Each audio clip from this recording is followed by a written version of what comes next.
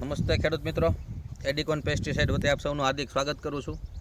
વડિયા તાલુકાના અરજણસુખ ગામના સરપંચ અને આપણા પ્રગતિશીલ ખેડૂત એવા કાળુભાઈ મોવલિયા આપણી સાથે છે અત્યારે.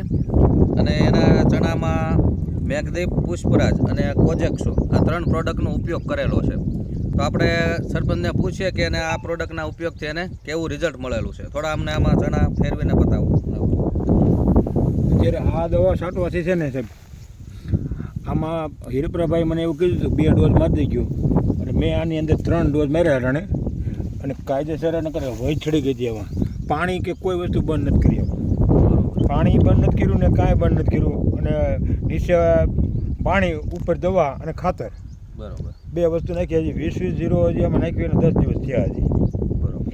અને શું કરે અત્યારે લાગટ અત્યારે એક કામ જોવો આપણે, એટલે જનરલી બધાના ચણામાં અત્યારે પીળો સુકારો આવી ગયો છે. હા, આપણે આમાં ઉપયોગ કરેલો છે મેઘદીપ પુષ્પરાજનો. આમાં તમને કંઈ સુકારોનો કંઈ પ્રશ્ન તમારા ખેતરમાં કંઈ છે નથી. બરોબર. તો એક સુકારા સામે પણ આમાં આપણે રક્ષણ મળેલું છે. અને બીજા ખેડૂતોને તમે શું ભલામણ કરશો આ દવા વિશે? આ દવાનો ઉપયોગ મેં વધારે કર્યો છે, એટલે આ દવાથી મને થોડોક ફાયદો દેખાય એમ. સુકારો કે એવું કાંઈ છે નહીં.